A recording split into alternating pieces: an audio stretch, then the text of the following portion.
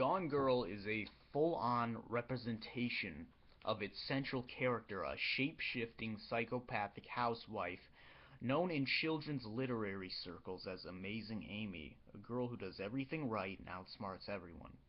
I'd imagine her next book her parents milk off of her biggest publicity stunt yet as a page-turning brain teaser. And to me, this movie will always be known as Fuck This Bitch, because about halfway through the movie that was my entire circle of thought the whole time. Listen, I know this should be a spoiler-free review. I don't want to ruin everything, but I am gonna ruin this for you because you should look. You should know right off the bat this bitch is crazy. All right, and Rosamund Pike is so good. Rosamund Pike as the femme fatale type A kind of bitch who manipulates people. And I know every woman has that one girlfriend, okay? Every woman has that one girlfriend who they cocktail with. It's like, my husband does this and that, and then I left to go shopping and I told him the pot roast was in the oven and that fucker let it burn. Ah, OMG, if my husband ever did that to me, I would, like, totally kill him. And the other bitch is like, yes, ding. So, what David Fincher constructs here is a multi-part thriller that becomes so many different cynical things at once. And the beginning is more mysterious and closed off and unknowing and extremely well written. It's just overlapping dialogue, and it's all got this fuck you vibe to it, where it's just like it's just a bunch of hate, and I love that. And then it goes full batshit, revealing all the details about a third of the way through. So the mystery's kind of gone, but it's just looking at how it's going to play out. And I know you don't know anything. This is not a movie you want to spoil. I believe that absolutely. This is not a movie uh, that you need to walk in knowing anything at all. The less you know, the more you'll enjoy it. But if there's one thing I have to tell you walking into this, is that there's no way this Amy bitch is innocent in any way. Now look at her pure demented face one time. And that way only an evil white bitch can do it. And that's just a train of nope to fuck thatville. Award her any woman that makes me hate and respect her at the same time like that. I mean, give her an award. Ben Affleck, originally when I saw the trailer, I thought this might be the perfect role for him because his very lack of acting skill might resemble that of a psychopath. But instead it's used for something even more clever. It shows how easily he is not only put into a tough situation, but how his sloppiness makes that even worse. He's hounded by the media constantly. He's like, duh, what do I do? What do I do? For a while until he has people helping him. And it's very subtle things. Mostly the media frenzy's fault, like when they're taking pictures of him and one of the cameramen are like, smile, and then the next day that loudmouth Nancy Grace cunt is like, look at this asshole smiling, that. But that's just the window dressing, and for that reason, I felt like Gone Girl could have been more of a satire that I didn't get that I wanted it to be. Like, it's just nipping at it when it should be clawing. But it's because it wants to be about the people dealing with investigation and the logic of their decisions and double crossings that go to such extreme lengths.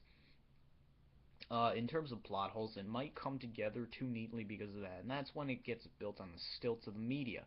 You see, and how easily we are made off by them. That's actually the secret force behind these decisions, but it doesn't use enough of that power to back it up. And that satire so obviously has an impact on what happens, or our preconceived notions on how men should come clean. Oh yes, I am so ashamed that my penis is functioning, and I just want to make my psycho cunt wife come back to me so we can love each other and make little psycho cunt babies. But that's marriage. Oh man, this is some cold shit. Like, it's like biting into a cold meatball thinking it's gonna be hot.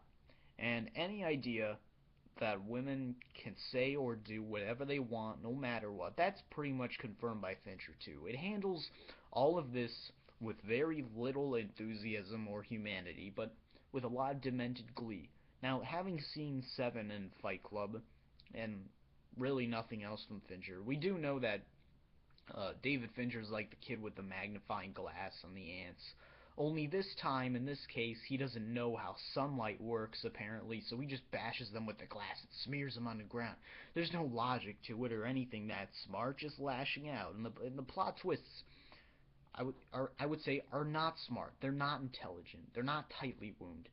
But because we laugh at how preposterous it is, we're like, sure, why not? You know, gliding, great camera work. It's sleek. It's great to look at, and it was the perfect rainy day for that movie for me.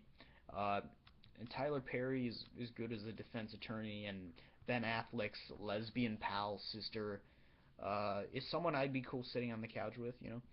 Okay. And Neil Patrick Harris makes it really convincing that he actually loves being inside that woman for those brief blissful seconds, while still retaining the classiness and know-it-all of the gay best friend he is. I mean, that's an acting commitment, guys. I mean, come on. You couldn't get Ben Affleck to fuck Matt Damon in the ass for the sake of performance art, call it goodwill humping. No. No one wants to see that because they probably have to plant a tree afterward, you know, fucking liberals. But Neil Patrick Harris's character turns out to be more interesting, but it's a weak link. It's a weak link in the plot. It's an excuse to turn the movie completely upside down in circles playing Twister, actually going in the other direction than what you expect. And they're not shocking twists, though. These are not shocking twists that'll send your head spinning like a pair of scissors on a pencil. They're slight twists. They're unexpected, but not unbelievable. But I think overall, it's a thriller that Hitchcock would be proud of. You know, the icy blonde and the man wrongly accused and all that. And even Neil Patrick Harris kind of channeling Norman Bates a bit. And there's a bit of Brian De Palma in it too, so I may be a bit reserved in my praise for this film. I'm not going to heap it on because I was left feeling a bit too hollow and unfulfilled, but it was fun all the while. It was a really fun movie. Uh, yeah. Trailer and my blog link below.